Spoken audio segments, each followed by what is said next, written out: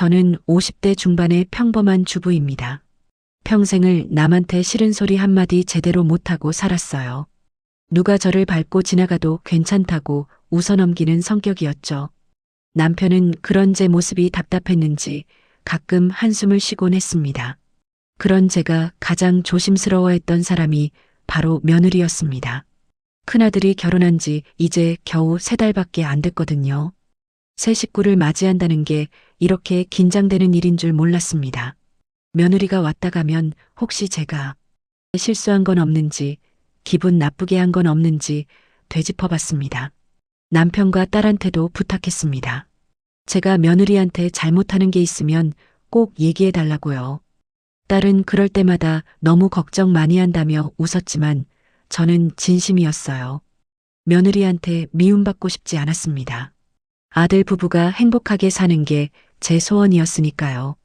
다행히 아들 부부는 저희 집과 같은 아파트 단지에 살았습니다.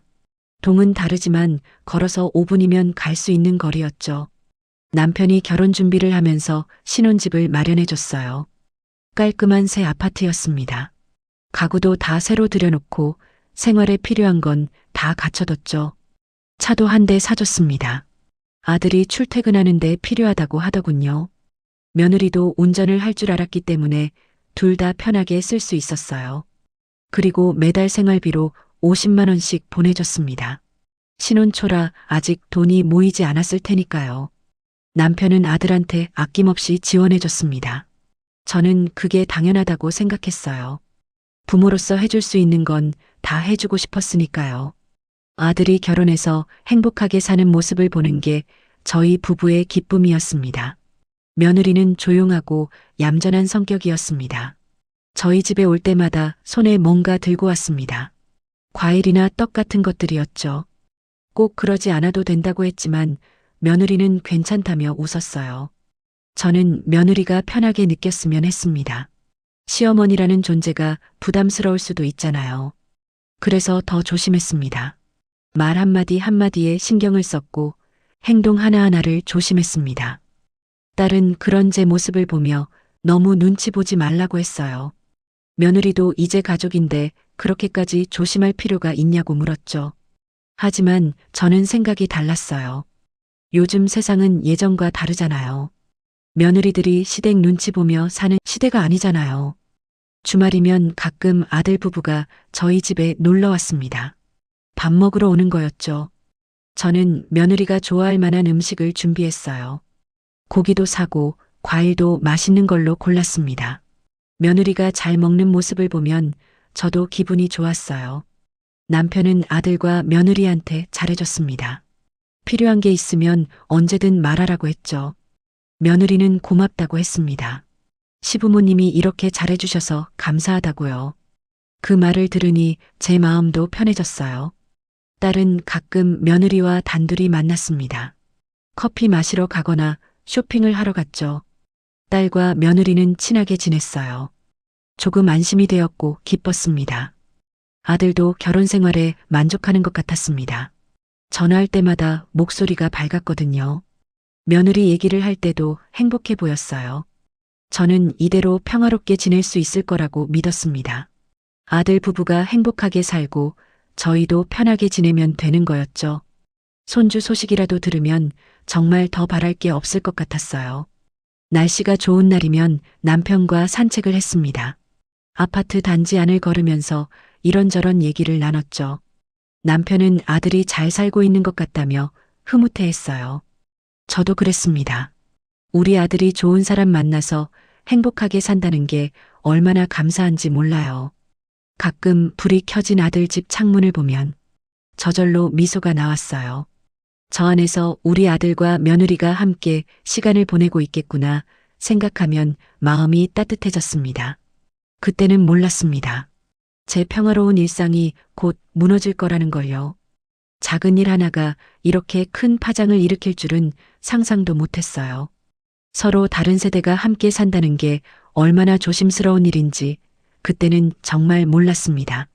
하지만 그 모든 건 아직 먼 미래의 일이었습니다. 그날은 그저 평범한 가을날이었고 저는 여느 때처럼 하루를 보냈어요. 내일도 모레도 이렇게 평화로울 거라고 믿으면서 말이죠. 그러던 어느 날이었습니다. 남편이 제주도로 골프 여행을 갔어요. 친구들이랑 간만에 좀 오랫동안 다녀온다고 했죠. 저는 집에 딸이랑 둘이 남았습니다. 남편 없는 저녁은 간단하게 먹기로 했어요. 냉장고에 있는 반찬 몇 가지면 충분했습니다. 국만 하나 끓이면 되겠더군요. 딸도 그러자고 했어요. 둘이서 먹는데 뭐 거창하게 준비할 필요 있냐면서요. 저녁 준비를 하려던 참이었습니다. 초인종이 울렸어요. 딸이 누구냐고 물으니 며느리 목소리가 들렸습니다. 예상치 못한 방문이었어요. 아무 연락도 없었거든요. 문을 열자 며느리가 서 있었습니다. 혼자였어요. 저는 웃으며 물었죠. 어머, 무슨 일이야? 며느리는 편하게 웃으며 대답했습니다. 남편이 야근이라 혼자 밥 먹기 싫어서요. 며느리는 신발을 벗으며 말을 이었습니다. 가까운데 굳이 연락할 필요 있나 싶어서 그냥 왔어요. 저는 고개를 끄덕였습니다. 같은 아파트 단지니까 며느리 입장에선 그럴 수도 있겠다 싶었어요. 거실로 들어온 며느리는 소파에 앉았습니다. 딸이 물 한 잔 따라줬어요. 저는 부엌으로 가서 냉장고를 열어봤습니다. 반찬이라곤 김치, 계란찜, 멸치볶음, 나물 몇 가지뿐이었어요. 국도 아직 안 끓였습니다. 원래 딸이랑 간단히 먹으려던 참이었으니 이해해주겠죠. 부엌에서 나와 며느리한테 말했어요. 미안하다. 밑반찬밖에 없어. 미리 말해줬으면 뭐라도 준비했을 텐데. 며느리는 손 저으며 괜찮다고 했습니다. 숟가락 하나만 더 놓아주세요.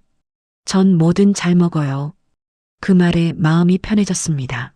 저는 서둘러 국을 끓였어요. 된장찌개였습니다. 냉장고에 있던 두부하고 애호박 넣어서 후다닥 만들었죠. 밥은 점심때 지어둔 게 있었습니다. 아침에 저랑 딸 둘이서 먹고 남은 거였어요. 양도 넉넉해서 셋이 먹기엔 충분했습니다. 식탁을 차렸습니다. 간단한 밥상이었지만 집에서 먹는 밥이 최고죠. 며느리도 그렇게 생각해 줄 거라고 믿었어요. 식탁에 앉으면서 한 번 더 말했습니다. 정말 미안하다. 준비한 게 없어서. 며느리는 웃으며 대답했어요. 어머니, 괜찮아요. 저 이런 거 좋아해요. 집밥이 제일 맛있잖아요. 저희는 셋이서 저녁을 먹었습니다. 며느리는 잘 먹었어요. 밥 한 공기를 다 비우고 반찬도 이것저것 먹었습니다. 김치도 맛있다고 했고 된장찌개도 맛있다고 했어요. 진심으로 맛있게 먹는 것 같았습니다. 딸이랑 며느리가 이런저런 얘기를 나눴습니다. 아들 야근 얘기도 하고 요즘 회사 일이 많다는 얘기도 했어요. 분위기가 편안했습니다. 며느리도 딸이랑 얘기하면서 웃고 있었어요. 밥을 다 먹고 과일을 내왔습니다. 사과하고 배웠어요. 아침에 시장에서 사온 거였습니다. 깎아서 접시에 담아내놨죠. 며느리는 과일도 맛있게 먹었어요. 과일 정말 맛있네요. 제가 산 것보다 훨씬 달아요. 며느리는 1시간쯤 있다가 일어났습니다. 이제 가볼게요. 맛있게 잘 먹었어요. 저는 문 앞까지 배웅했어요. 다음엔 미리 말해줘. 그럼 좀 더 준비할 수 있잖아. 며느리는 웃으며 고개를 끄덕였습니다. 네, 알겠어요. 안녕히 계세요. 문을 닫고 거실로 돌아왔습니다. 딸이 설거지를 하고 있었어요. 저는 딸 옆에 서서 말했습니다. 며느리가 잘 먹고 갔네. 딸도 그렇다고 했어요. 응, 괜찮았던 것 같아. 저는 설거지를 도우며 생각했습니다. 갑자기 와서 함께 저녁 먹은 것도 나쁘지 않았어요. 가족끼리 편하게 지내는 게 제일 좋은 거니까요. 며느리가 예고 없이 와도 편하게 밥 먹고 갈 수 있다는 게 오히려 좋은 신호 같았습니다. 딸이 말했습니다. 엄마는 며느리랑도 잘 지내는 것 같아서 다행이야. 저도 그렇게 생각했어요. 응, 편하게 오가면서 지내면 좋지. 설거지를 마치고 거실에서 텔레비전을 봤습니다. 딸이랑 나란히 앉아서 드라마를 봤어요. 평화로운 저녁이었습니다. 잠자리에 들기 전 남편한테 문자를 보냈습니다. 며느리가 저녁 먹으러 왔다 갔다고요. 잘 먹고 갔다고 전했습니다. 남편은 그렇게 편하게 지내는 게 좋다고 답장을 보냈어요. 이불을 덮으며 생각했습니다. 며느리랑 이렇게 편하게 지낼 수 있다는 게 감사했어요. 딸처럼 편하게 오가면서 밥 먹고 갈 수 있는 관계면 충분했습니다. 창밖을 보니 아들 집 쪽 불이 켜져 있었습니다. 아마 아들이 야근 끝내고 들어갔나 봐요. 며느리한테 저희 집에서 밥 잘 먹고 왔다는 얘기를 들었겠죠. 잠이 들었습니다. 편안한 마음으로요. 내일도 좋은 하루가 될 거라고 생각하면서요. 그때는 정말 몰랐습니다. 그날 저녁이 며칠 후 제 인생을 뒤흔들 사건의 시작이 될 줄은요. 평범했던 그 식사 한 끼가 이렇게 큰 파장을 일으킬 줄은 상상도 못했어요. 며느리의 마음속에 어떤 생각이 자라고 있었는지 저는 전혀 알지 못했습니다. 며칠이 지났습니다. 평소처럼 평범한 날들이었어요. 남편은 아직 제주도에 있었고 저는 딸이랑 집에서 지냈습니다. 그러던 오후였습니다. 며느리한테서 전화가 왔어요. 어머니, 오늘 저녁 저희 집에서 같이 드실래요? 갑작스러운 초대였습니다. 하지만 기분이 좋았어요. 며느리가 먼저 연락해서 저녁 식사를 제안하다니요. 그래, 좋지. 몇 시에 가면 돼? 며느리는 6시쯤 오라고 했습니다. 아들도 일찍 들어온다고 했어요. 6시가 되기 전에 며느리 집으로 갔습니다. 초인종을 누르자 며느리가 문을 열어줬어요. 어서 오세요. 집안에서 좋은 냄새가 났습니다. 뭔가 맛있는 걸 준비한 것 같았어요. 현관에 들어서며 물었습니다. 아들은? 며느리가 대답했어요. 회사 선배들이랑 약속이 있대요. 늦게 들어온다고 연락 왔어요. 그 말을 듣고 조금 의아했습니다. 아들도 같이 먹는다고 하지 않았나요? 하지만 별로 신경 쓰지 않았습니다. 며느리랑 둘이 먹는 것도 나쁘지 않았으니까요. 오히려 더 편하게 얘기할 수 있을 것 같았어요. 거실로 들어가자 식탁이 이미 차려져 있었습니다. 반찬들이 가지런히 놓여 있었어요. 김치찌개도 보였고 불고기도 있었습니다. 나물 반찬도 여러 가지 준비돼 있었어요. 며느리가 정성껏 준비한 게 보였습니다. 앉으세요. 제가 다 준비했어요. 며느리는 저를 식탁으로 안내했습니다. 저는 자리에 앉으며 말했어요. 고생했네. 이렇게 많이 준비하고. 며느리는 웃으며 괜찮다고 했습니다. 그런데 며느리가 부엌으로 갔습니다. 무언가 가져오는 것 같았어요. 저는 식탁에 앉아서 기다렸습니다. 반찬들을 보니 입맛이 돌았어요. 며느리가 부엌에서 돌아왔습니다. 손에 뭔가 들고 있었어요. 자세히 보니 비닐에 쌓인 밥이었습니다. 냉장고에서 꺼낸 것 같았어요. 며느리는 그걸 전자레인지에 넣었습니다. 전자레인지 돌아가는 소리가 들렸습니다. 잠시 후 며느리가 데운 밥을 꺼냈어요. 그리고 제 앞에 놓았습니다. 하얀 밥그릇에 담긴 밥이었어요. 그런데 뭔가 이상했습니다.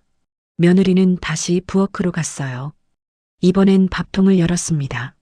김이 모락모락 나는 걸 봤어요. 갓 지은 밥이었죠. 며느리는 그 따뜻한 밥을 자기 그릇에 퍼담았습니다. 그리고 자기 자리에 앉았어요. 저는 제 앞에 놓인 밥을 내려다봤습니다. 숟가락으로 떠보니 속이 차가웠어요. 전자레인지에 돌렸지만 제대로 데워지지 않았습니다. 겉만 약간 따뜻하고 안쪽은 차가웠어요. 며느리는 자기 밥을 먹기 시작했습니다. 따끈따끈한 밥을 떠먹으면서 반찬을 집었어요. 저는 며느리를 바라봤습니다. 이게 무슨 상황인가 싶었어요. 며느리가 저를 쳐다봤습니다. 드세요, 어머니. 아무렇지도 않은 표정이었어요. 마치 당연한 것처럼 말했습니다. 저는 차가운 밥을 한 숟가락 떴습니다. 입에 넣었지만 제대로 넘어가지 않았어요. 차가운 밥의 감촉이 입안에서 느껴졌습니다. 며느리는 계속 자기 밥을 먹고 있었어요. 따뜻한 밥을요. 김이 나는 밥을 맛있게 먹고 있었습니다. 저는 그 모습을 보면서 가슴이 답답해졌어요. 이게 대체 무슨 의미일까요? 며느리가 일부러 이러는 건가요? 아니면 실수인가요? 하지만 실수치곤 너무 이상했습니다. 며느리는 분명히 냉장고에서 차디찬 밥을 꺼내서 저한테 줬어요. 목이 메었습니다. 밥이 넘어가지 않았어요. 며느리는 여전히 아무렇지도 않게 밥을 먹고 있었습니다. 반찬도 집어먹고 김치찌개도 떠먹었어요. 마치 아무 문제도 없다는 듯이요. 저는 숟가락을 내려놓았습니다. 더 이상 먹을 수가 없었어요. 가슴이 답답하고 속이 메스꺼웠습니다. 며느리가 물었어요. 어머니, 왜 안 드세요? 저는 대답했습니다. 배가 별로 안 고파서. 며느리는 고개를 끄덕였습니다. 그래요? 그럼 조금만 드세요. 그리고 다시 자기 밥을 먹기 시작했어요. 저는 그 모습을 보면서 견딜 수가 없었습니다. 자리에서 일어났습니다. 미안한데 나 먼저 갈게. 갑자기 속이 안 좋네. 며느리가 놀란 표정을 지었어요. 어머니, 괜찮으세요? 저는 고개만 끄덕이고 현관으로 갔습니다. 신발을 신으면서 눈물이 날 것 같았습니다. 참았어요. 며느리 앞에서 눈물 보이고 싶지 않았습니다. 먼저 갈게. 맛있게 먹어. 그렇게 말하고 문을 열었어요. 밖으로 나왔습니다. 복도를 걸어가면서 눈물이 났어요. 참으려고 했지만 참을 수가 없었습니다. 엘리베이터를 타고 내려가면서 계속 눈물이 흘렀어요. 집에 도착했습니다. 문을 열고 들어가자 딸이 있었어요. 엄마, 벌써 왔어? 오빠네 집에서 먹는 거 아니었어? 저는 소파에 주저앉았습니다. 딸이 놀라서 다가왔어요. 엄마, 무슨 일이야? 저는 딸한테 다 얘기했습니다. 며느리가 제게 찬밥을 줬다는 걸요. 자기는 갓 지은 밥을 먹으면서 저한테만 냉장고에서 꺼낸 차가운 밥을 전자레인지에 돌려서 줬다는 걸요. 제대로 데워지지도 않은 밥을요. 딸의 얼굴이 굳어졌습니다. 뭐? 그게 무슨 소리야? 저는 다시 한번 설명했어요. 딸은 믿을 수 없다는 표정이었습니다. 엄마, 정말 그랬어? 일부러? 저도 확신할 수 없었습니다. 하지만 제가 본 건 분명했어요.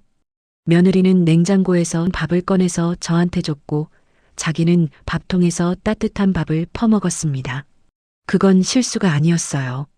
명백히 의도된 행동이었습니다. 딸이 화를 냈습니다. 이게 말이 돼? 시어머니한테 그렇게 하는 게?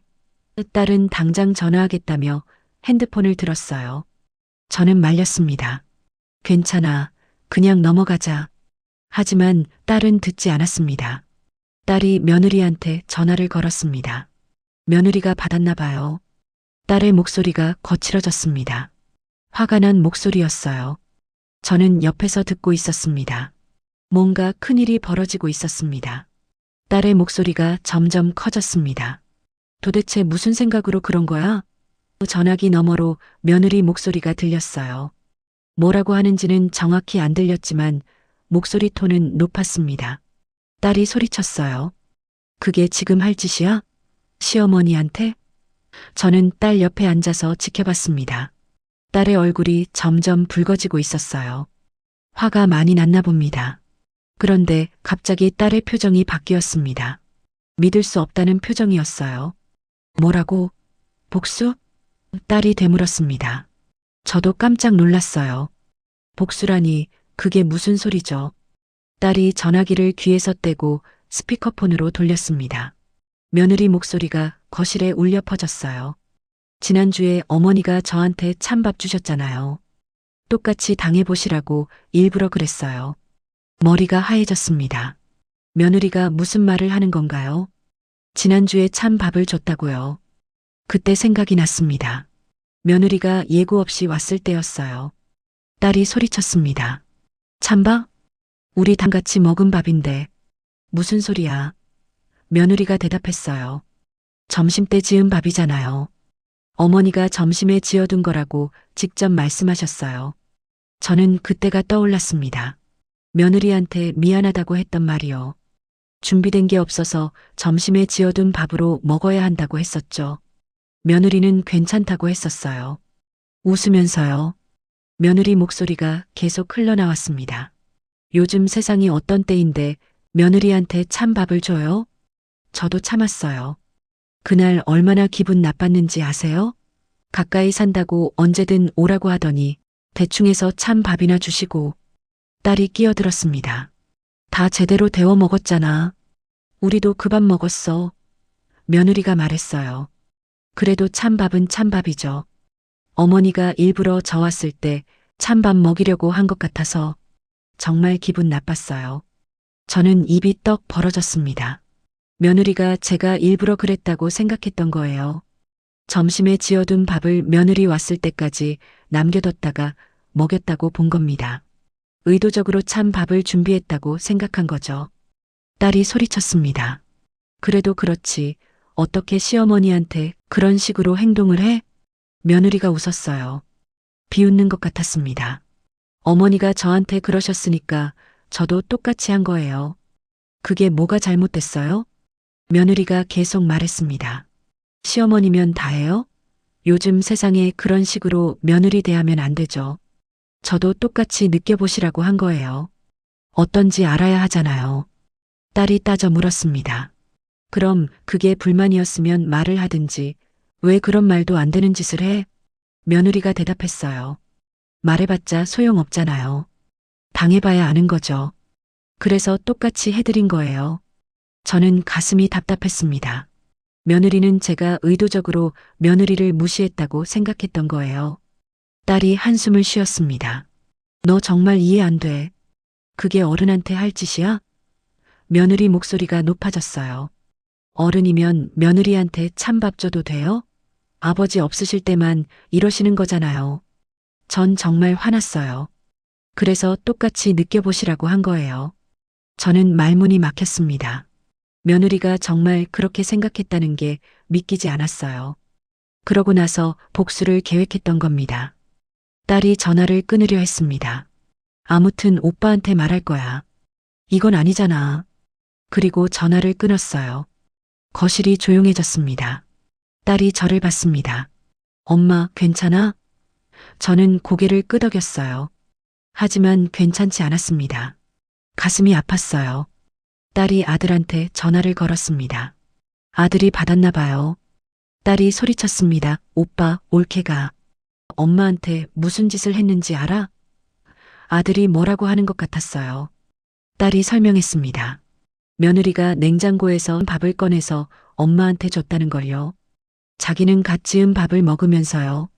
그리고 저번 일 때문에 복수했다고 했다는 걸요. 전화 통화가 끝났습니다. 딸이 한숨을 쉬었어요. 오빠가 지금 온대. 저는 아무 말도 하지 못했습니다. 아들이 오면 뭐라고 해야 할까요? 1시간쯤 지났을까요? 초인종이 울렸습니다. 딸이 문을 열어줬어요. 아들이 들어왔습니다. 표정이 어두웠어요. 아들이 저를 봤습니다. 엄마, 괜찮으세요?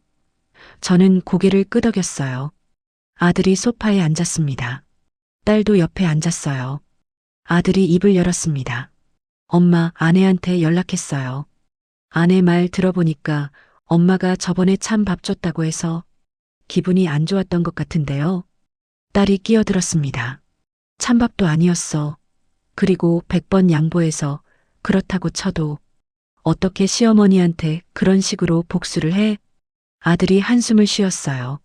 아내는 엄마가 일부러 아버지 없을 때 자기한테 찬 밥을 준 거라고 생각했대요. 그래서 기분이 안 좋았던 거고. 딸이 소리쳤습니다.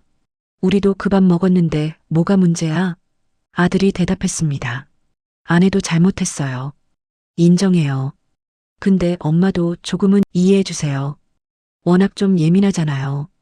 며느리 입장에서는 정말 그렇게 생각할 수도 있잖아요. 저는 믿을 수가 없었습니다. 아들이 며느리 편을 들고 있었어요. 딸도 화가 났나 봅니다. 오빠, 지금 뭐라고 한 거야? 엄마가 잘못했다고? 아들이 손을 저었습니다. 그게 아니라 둘 다 잘한 게 없다는 거죠.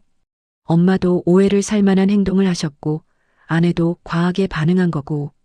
딸이 어이없다는 표정을 지었어요. 아들이 계속 말했습니다. 아버지 돌아오시기 전에 큰일 만들지 말고 서로 사과하고 조용히 끝내요. 아버지한테 알려지면 더 복잡해질 거예요. 저는 아들을 바라봤습니다. 이게 우리 아들이 맞나 싶었어요. 딸이 소리쳤습니다. 오빠, 정신 차려. 엄마가 왜 사과해야 돼? 말이 돼? 아들이 대답했어요. 둘 다 사과하면 끝나잖아. 아들이 저를 봤습니다. 엄마, 그냥 이번 한 번만 넘어가 주세요. 제가 아내한테 잘 말할게요. 다신 이런 일 없을 거예요. 저는 아무 말도 하지 못했습니다. 아들이 일어났습니다. 전 이만 갈게요. 아내한테 사과하라고 할게요. 엄마도 그냥 접어서 사과해 주시고요. 그리고 현관으로 갔어요. 딸이 소리쳤습니다. 오빠, 어떻게 그럴 수 있어? 아들이 문 앞에서 돌아봤습니다. 결혼을 했으니까 아내를 먼저 생각할 수밖에 없어요. 너도 나중에 결혼하면 알 거야. 문이 닫혔습니다. 거실에 딸이랑 저만 남았어요. 딸이 울기 시작했습니다. 엄마, 오빠가 왜 저래? 저도 눈물이 났습니다. 하지만 참았어요. 아들의 말이 계속 맴돌았습니다. 둘 다 잘한 게 없다고요. 제가 오해를 만들었다고요. 정말 그런 걸까요? 밤이 깊어갔습니다. 딸은 방으로 들어갔고 저는 거실에 혼자 앉아 있었어요. 남편이 돌아오면 뭐라고 해야 할까요? 이 일을 알리는 게 맞을까요? 머릿속이 복잡했습니다. 며칠이 지났습니다. 남편이 제주도에서 돌아오는 날이었습니다. 아직 저는 마음을 정하지 못했었어요. 남편이 캐리어를 끌고 들어왔어요. 다녀왔어. 거실 소파에 앉았어요. 딸이 남편 옆에 앉았습니다. 저는 부엌에서 물을 가져왔어요. 남편이 물을 마셨습니다. 여행은 어땠어? 제가 물었죠. 남편이 좋았다고 했습니다. 그런데 딸이 입을 열었습니다.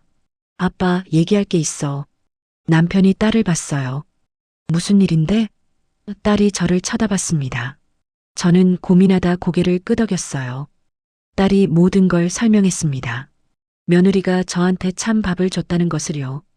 냉장고에서 꺼내서 제대로 데우지도 않은 차가운 밥을 줬다는 것을요. 자기는 갓 지은 밥을 먹으면서요. 그리고 그게 복수라고 했다는 것을요. 남편의 얼굴이 굳어졌습니다. 뭐? 딸이 계속 설명했어요. 며느리가 갑자기 놀러와서 숟가락만 놔달라고 하더니 다 같이 남은 반찬으로 밥을 먹어놓고 혼자 화가 났다는 것을요. 그래서 똑같이 당해보라고 일부러 그랬다는 것도요. 남편이 저를 봤습니다. 당신이 그런 밥을 줬어? 저는 고개를 저었어요. 갑자기 와서 준비된 게 없었어.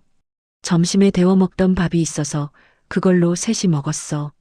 며느리도 잘 먹고 갔고 남편이 숨을 깊게 들이쉬었습니다. 그런데 며느리가 그걸 푸대접이라고 생각했다는 거야? 딸이 대답했어요. 점심에 지었다고 하니까 일부러 찬 밥 준 거라고 생각한 것 같아. 남편이 일어났습니다. 당장 아들이랑 며느리 불러. 딸이 전화를 걸었어요. 아들한테요. 얘기를 나눴습니다. 아들이 뭐라고 하는 것 같았어요. 딸이 전화를 끊었습니다. 지금 온대. 남편은 아무 말도 하지 않았어요. 표정이 무서웠습니다. 저는 이런 남편을 오랜만에 봤어요. 30분쯤 지났을까요? 초인종이 울렸습니다. 딸이 문을 열어줬어요. 아들과 며느리가 들어왔습니다. 며느리 얼굴이 굳어 있었어요. 남편이 소파를 가리켰습니다. 앉아. 아들과 며느리가 앉았어요. 저도 남편 옆에 앉으라는 눈짓을 받고 앉았습니다. 딸은 옆에 서 있었어요. 남편이 며느리를 봤습니다. 무슨 생각으로 시어머니한테 그런 행동을 했어? 며느리가 입술을 깨물었어요. 대답하지 않았습니다. 남편이 다시 물었습니다. 직접 듣고 싶어. 왜 그랬는지. 며느리가 입을 열었어요. 저도 똑같은 일을 당했어요. 어머니가 저한테 식은 밥을 주셨어요. 남편이 손을 들었습니다. 어머니랑 딸도 그 밥 먹었다고 하던데 갑자기 와서 준비된 게 없었다며? 며느리가 대답했어요. 저는 어머니가 일부러 그러신 줄 알았어요. 며느리 왔을 때 대충 찬 밥이나 먹이려고요. 남편의 목소리가 낮아졌습니다. 그렇다 치고 그래서 똑같이 복수를 한 거야? 며느리가 울기 시작했어요. 저도 기분이 너무 나빴어요. 요즘 세상에 어떤 집에서 며느리를 그렇게 대해요? 남편이 며느리를 바라봤습니다. 요즘 세상에는 시어머니한테 복수하는 게 당연한 거야? 며느리가 울면서 말했어요. 저는 어머니가 느끼셨으면 했어요. 제가 얼마나 기분 나빴는지요. 남편이 웃었습니다. 기가 막힌 것 같았어요. 그래서 냉장고에서 찬 밥을 꺼내서 드렸어? 자기는 갓 지은 밥을 먹으면서 며느리가 고개를 숙였습니다. 남편이 아들을 봤습니다. 너는 이 일을 알고 있었어? 아들이 고개를 저었어요. 몰랐어요. 나중에 들었어요. 남편이 물었습니다. 그래서 뭐라고 했어? 아들이 대답했습니다. 둘 다 잘한 게 없다고 했어요. 엄마도 오해를 살 만한 행동을 하셨고 아내도 과하게 반응한 거라고요. 남편의 얼굴이 더 굳어졌습니다. 남편이 아들한테 말했어요. 내 어머니가 잘못했다고? 갑자기 온 며느리한테 있던 밥 데워준 게 잘못이야? 아들이 움찔했습니다. 그게 아니라 오해를 살 수 있었다는 거죠. 남편이 한숨을 쉬었습니다.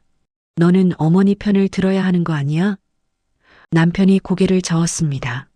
실망한 표정이었어요. 다시 며느리를 봤습니다. 계속 얘기해봐. 다른 변명은 없어? 며느리가 울면서 말했어요. 저는 억울해요. 다른 집 며느리들이었으면 진작에 엎었을 거예요. 저는 참았어요. 그냥 똑같이 보여드린 거예요. 남편이 물었습니다. 그게 해결 방법이라고 생각했어? 며느리가 대답하지 않았습니다. 계속 울기만 했어요. 남편이 다시 물었습니다. 어머니한테 사과할 생각은 있어? 며느리가 고개를 들었어요. 어머니도 저한테 사과하셔야 해요. 남편의 눈빛이 차갑게 변했습니다. 무엇에 대해 사과를 하라는 거야? 며느리가 말했어요. 저한테만 찬밥 주신 거요. 대충 밥상 차려주신 거요. 남편이 일어났습니다. 알았어. 사과는 없다는 거구나. 며느리가 소리쳤어요. 저도 잘못한 게 없는데 왜 사과해요? 애초에 어머니가 그러시지 않았으면 이런 일도 없었어요. 남편이 며느리를 내려다봤습니다. 끝까지 잘못을 인정하지 않겠다는 거야? 며느리가 울면서 대답했어요. 저는 잘못한 게 없어요. 똑같이 한 것뿐이에요. 남편이 아들을 봤습니다. 내 생각은 어때? 아들이 말했어요. 아버지, 일단 진정하시고 얘기해요. 너무 흥분하시면 안 돼요. 남편이 웃었습니다. 내가 흥분했어? 내 아내가 어머니한테 한 짓을 보고도 참아야 해? 거실이 조용해졌습니다. 아무도 말하지 않았어요. 남편이 천천히 말했습니다. 좋아. 그럼 내 방식대로 하겠어. 아들이 놀란 표정을 지었어요. 아버지, 무슨 말씀이세요? 남편이 대답했습니다. 결혼할 때 지원받은 거 다 토해내. 며느리가 눈을 크게 떴어요. 뭐라고요? 남편이 말했습니다. 신혼집, 차, 생활비. 다 돌려받겠어. 아들이 일어났습니다. 아버지, 그건 너무하시는 거 아니에요? 남편이 아들을 봤어요. 내가 너무한 거야? 어머니한테 한 짓은 괜찮고? 며느리가 울면서 말했어요. 죄송해요. 제가 잘못했어요. 그제서야 사과를 했습니다. 하지만 남편은 고개를 저었어요. 이제 와서 사과해봤자 소용없어. 내 결심은 변하지 않아. 아들이 애원했습니다. 아버지, 한 번만 봐주세요. 다시는 이런 일 없을 거예요. 남편이 대답했어요. 믿을 수 없어. 한 달 안에 집 정리하고 나가. 며느리가 소리쳤습니다. 그 집에 저희가 살아도 된다고 하셨잖아요. 남편이 차갑게 말했어요. 아들 명의도 아닌데 무슨 소리야? 내 돈으로 산 집인데. 남편이 현관으로 걸어갔습니다. 오늘 당장은 아니니 천천히 준비해. 그리고 차 키도 내놓아. 아들이 따라갔어요. 아버지, 제발요. 하지만 남편은 듣지 않았습니다. 문을 열었어요. 나가. 더 이상 할 말 없어. 아들과 며느리가 일어났습니다. 며느리는 계속 울고 있었어요. 문이 닫혔습니다. 거실에 저희만 남았어요. 딸이 남편 옆에 섰습니다. 저는 소파에 앉아 있었어요. 남편이 저를 봤습니다. 괜찮아? 저는 고개를 끄덕였어요. 남편이 제 옆에 앉았습니다. 내가 집을 비운 사이에 이런 일이 있었다니. 저는 아무 말도 하지 못했습니다. 큰일이 벌어졌습니다. 그날 밤은 잠을 제대로 못 잤습니다. 남편도 뒤척였어요. 저는 남편 등을 바라보며 생각했습니다. 이게 정말 맞는 걸까요? 다음 날 아침이었습니다. 아들한테서 전화가 왔어요. 남편이 받았습니다. 차 놓고 갈게요. 아들 목소리였어요. 남편은 알았다고만 했습니다. 1시간 후 아들이 왔습니다. 혼자였어요. 며느리는 안 왔습니다. 아들이 차 키를 내밀었어요. 남편이 키를 받았습니다. 생활비도 이번 달부터 끊는다. 아들이 아무 말도 하지 못했어요. 고개만 끄덕이고 나갔습니다. 며칠이 지났습니다. 아들한테서 연락이 없었어요. 며느리한테서도 없었습니다. 남편은 평소처럼 지냈어요. 하지만 저는 알았습니다. 남편도 힘들어한다는 걸요. 일주일쯤 지났을까요? 저녁 먹고 있을 때였습니다. 초인종이 울렸어요. 딸이 인터폰을 받습니다. 오빠다. 남편이 고개를 끄덕였어요. 딸이 문을 열어줬습니다. 아들이 들어왔습니다. 캐리어를 끌고 있었어요. 얼굴이 상해 있었습니다. 저는 깜짝 놀랐어요. 무슨 일이야? 아들이 거실로 들어왔습니다. 소파에 주저앉았어요. 집에 못 들어가겠어요. 남편이 물었습니다. 왜? 아들이 대답했어요. 아내랑 싸웠어요. 딸이 물었습니다. 뭐 때문에?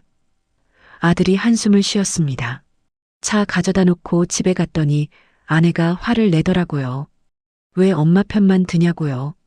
아들이 계속 말했습니다. 저는 아내도 잘못했다고 했어요. 시어머니한테 그렇게 하는 건 아니라고요. 그랬더니 아내가 더 화를 냈어요. 남편이 물었습니다. 그래서? 아들이 말했어요. 돈도 없고 차도 없고 생활비도 끊겼는데 어떻게 살라는 거냐고 소리 지르더라고요. 그러면서 제가 아버지 화도 못 풀었다고 따졌어요. 저는 아들을 봤습니다. 아들이 힘들어 보였어요. 남편이 말했습니다. 그래서 여기 온 거야? 아들이 고개를 숙였습니다. 며칠만 있다 갈게요. 남편이 말했어요. 안 돼. 처음부터 아내 편만 들지 말고 중간에서 잘 조율했어야지. 아들이 항변했습니다. 저도 어떻게 해야 할지 모르겠어요. 남편이 대답했어요. 그건 내가 알 바 아니야. 내가 결혼했으니 아내랑 잘 대화해서 해결해. 그게 부부야. 아들이 애원했습니다. 아버지, 자존심 상해서 못 들어가겠어요. 남편이 일어났습니다. 자존심? 그럼 여기 와서 자존심 안 상해? 내가 선택한 거야. 아내 편 들기로 한 거잖아. 그럼 끝까지 책임져. 아들이 울먹였습니다. 제발이요. 며칠만이요. 하지만 남편은 고개를 저었어요. 안 돼. 나가. 저는 남편을 말리고 싶었어요. 하지만 입이 떨어지지 않았습니다. 아들이 캐리어를 끌고 나갔습니다. 문이 닫혔어요. 딸이 남편을 봤습니다. 아빠, 오빠 불쌍한데. 남편이 대답했어요. 불쌍한 건 내 엄마야. 아들이 처음부터 제대로 대응했어야지. 그날 밤 저는 잠을 못 잤습니다. 아들 생각이 났어요. 어디서 자고 있을까요? 혹시 찜질방에 간 걸까요? 아니면 친구 집에 간 걸까요? 또 며칠이 지났습니다. 지난주였어요. 밤 늦게 초인종이 울렸습니다. 남편이 인터폰을 봤어요. 아들이네. 문을 열어주지 않았습니다. 초인종이 계속 울렸습니다. 남편이 화를 냈어요. 뭐야? 인터폰을 눌렀습니다. 아들 목소리가 들렸어요. 아버지, 문 좀 열어줘요. 남편이 마지못해 문을 열어줬습니다. 아들이 들어왔어요. 술 냄새가 심했습니다. 많이 마신 것 같았어요. 비틀거리며 거실로 들어왔습니다. 아버지, 아들이 남편을 붙잡았어요. 이혼할 거예요. 변호사 알아봐 주세요. 저는 깜짝 놀랐습니다. 이혼이라니요. 남편이 아들을 밀어냈습니다. 술 깨고 얘기해. 아들이 소리쳤어요. 전 진심이에요. 아내랑 못 살겠어요. 남편이 한숨을 쉬었습니다. 아들이 계속 중얼거렸습니다. 돈만 밝히고 시어머니한테 그런 짓 하고 저한테 화풀이하고. 남편이 아들 팔을 잡았어요. 나가. 집에 가서 자. 아들이 버텼습니다. 싫어요. 여기서 잘 거예요. 남편이 화를 냈어요. 나가라고. 아들을 밀어냈습니다. 아들이 비틀거렸어요. 남편이 아들을 현관까지 끌고 갔습니다. 문을 열고 밖으로 내보냈어요. 정신 차려. 아내랑 대화해. 내가 선택한 거야. 문을 닫았습니다. 저는 남편한테 말했어요. 술 마셨는데 그냥 보내면 어떡해. 남편이 대답했습니다. 알아서 하겠지. 이제 어른이야. 다음 날 아침이었습니다. 남편이 아들한테 전화를 걸었어요. 아들이 받았습니다. 집에 잘 들어갔다고 했어요. 남편이 말했습니다. 앞으로 술 먹고 오지 마. 이혼하든 말든 내 마음이야. 근데 지원은 안 해줘. 내가 알아서 해결하고 와. 아들이 뭐라고 했나 봐요. 남편이 전화를 끊었습니다. 딸이 물었습니다.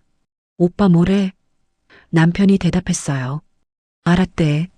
저는 한숨을 쉬었습니다. 아들이 정말 이혼할까요? 시간이 흘렀습니다. 아들한테서 연락이 없었어요. 며느리한테서도 없었습니다. 저는 가끔 며느리 집 쪽을 봤어요. 불은 켜져 있었습니다. 아직 살고 있나 봐요. 남편한테 물었습니다. 정말 나가라고 할 거예요? 남편이 고개를 끄덕였어요. 그럴 생각이야. 이제 아들 명의로 옮길 생각도 없어. 그냥 팔 거야. 저는 마음이 복잡했습니다. 아들이 힘들 것 같았어요. 하지만 며느리가 저한테 한 짓을 생각하면 화가 났습니다. 그리고 아들이 처음부터 며느리 편만 들었던 것도 생각났어요. 남편이 말했습니다. 아들이 처음부터 중간에서 제대로 조율했어야 해. 그랬으면 이렇게까지 안 됐어. 딸이 고개를 끄덕였어요. 며칠 후였습니다. 남편이 말했어요. 집 매물로 내놨어. 다음 달까지 안 나가면 강제로라도 내보낼 거야. 저는 아무 말도 하지 못했습니다. 저는 창밖을 봤습니다. 아들 집 쪽이었어요. 저 안에서 아들 부부가 어떻게 지내고 있을까요? 싸우고 있을까요? 아니면 저희를 원망하고 있을까요? 남편이 제 어깨를 두드렸습니다. 당신 잘못 아니야. 며느리가 잘못한 거야. 저는 고개를 끄덕였어요. 하지만 마음 한편이 불편했습니다. 아들이 이혼한다고 했던 말이 자꾸 생각났습니다. 정말 이혼할까요? 결혼한 지 겨우 몇 달밖에 안 됐는데요. 이렇게까지 될 줄은 몰랐습니다. 하지만 되돌릴 수는 없었어요. 이미 벌어진 일이었으니까요. 남편의 결심도 확고했습니다. 저는 그저 지켜볼 수밖에 없었어요. 갈등은 이렇게 풀렸습니다. 아니, 풀린 게 아니라 그냥 끝이 난 거였어요. 누구도 원하지 않았던 방식으로요. 시간이 흘렀습니다. 한 달이 지났어요. 아들한테서는 가끔 전화가 왔습니다. 하지만 남편이 받지 않았어요. 딸이 가끔 아들 얘기를 했습니다. 오빠가 힘들어하는 것 같아. 저는 대답하지 못했어요. 마음이 아팠습니다. 하지만 어쩔 수 없었어요. 남편은 아들한테 냉정했습니다. 자기가 선택한 거야. 이제 자식 취급 안 해. 딸이 말렸어요. 아빠, 그래도 오빠잖아. 하지만 남편은 듣지 않았습니다. 어느 날이었습니다. 딸이 아들을 만나고 왔어요. 거실에서 저한테 말했습니다. 오빠가 올케와 싸워서 완전히 집에 못 들어가는 건 아닌데 분위기가 너무 안 좋대? 저는 한숨을 쉬었습니다. 며느리는 뭐래? 딸이 대답했어요. 모르겠어. 집에 있어도 대화를 안 한대.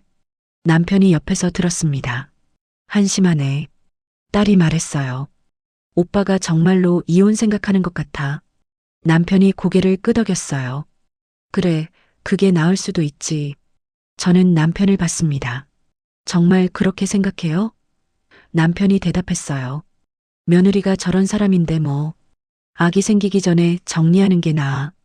딸도 고개를 끄덕였습니다. 나도 그렇게 생각해. 올케가 너무 심했어. 엄마한테 그렇게 하고도 사과 한마디 제대로 안 했잖아. 저는 아무 말도 하지 못했습니다. 시간이 더 흘렀습니다. 어느 날 저녁이었어요. 남편이 말했습니다. 집 팔렸어. 다음 주에 나가야 될 거야. 저는 깜짝 놀랐어요. 아들한테 말했어요? 남편이 고개를 끄덕였습니다. 통보했어. 딸이 물었어요. 오빠 뭐래? 남편이 대답했어요. 알았대. 뭐? 일주일 후였습니다. 아들이 집을 나갔다는 소식을 들었어요. 딸한테서요. 오빠가 원룸 얻어서 들어갔대. 혼자? 저는 물었습니다. 며느리는? 딸이 대답했어요. 친정에 갔대. 완전히 따로 사는 거야. 남편이 한숨을 쉬었습니다. 그래, 그게 맞지. 저는 마음이 복잡했습니다. 아들이 안쓰러웠어요. 며칠이 더 지났습니다. 딸이 또 아들을 만나고 왔어요. 오빠가 진짜 이혼 절차 밟는데 저는 놀랐습니다. 정말? 딸이 고개를 끄덕였습니다. 옳게도 동의했대. 둘 다 못 살겠다고 하더래. 남편이 물었어요. 재산 분할은? 딸이 대답했어요. 없대.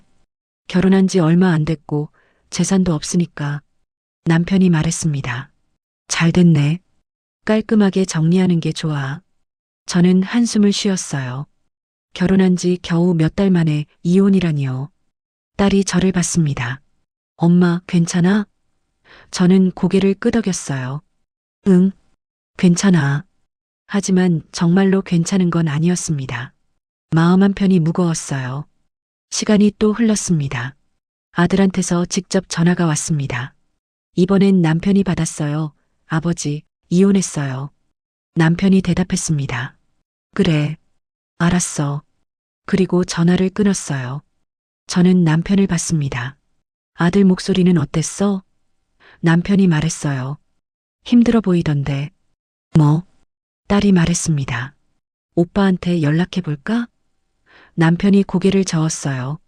나도 혼자 생각할 시간이 필요해. 저도 그렇게 생각했습니다. 며칠 후였습니다. 저는 시장을 갔어요. 장을 보고 돌아오는 길이었습니다. 아파트 단지 안을 걷고 있었어요. 그런데 저 앞에서 누군가 걸어오고 있었습니다. 자세히 보니 며느리였어요. 친정 갔다고 들었는데 왜 여기 있는 걸까요? 며느리도 저를 봤습니다. 눈이 마주쳤어요. 며느리가 고개를 숙였습니다. 저도 고개를 숙였어요. 그리고 지나쳤습니다. 아무 말도 하지 않았어요. 뒤돌아보지도 않았습니다. 집에 왔습니다. 남편한테 말했어요. 며느리 봤어. 남편이 놀랐습니다. 어디서? 저는 대답했어요. 아파트 단지에서. 딸이 말했습니다. 아마 짐 정리하러 온 것 같아. 남편이 크게 한숨을 쉬었습니다. 며칠이 더 지났습니다. 딸이 아들을 만나고 왔어요. 오빠가 많이 힘들어해. 저는 물었습니다. 뭐라고 하던? 딸이 대답했어요. 처음부터 제대로 했어야 했는데 후회한대. 남편이 말했습니다. 이제 알아봤자 소용없지. 딸이 말했어요. 오빠가 아빠한테 용서 빌고 싶대.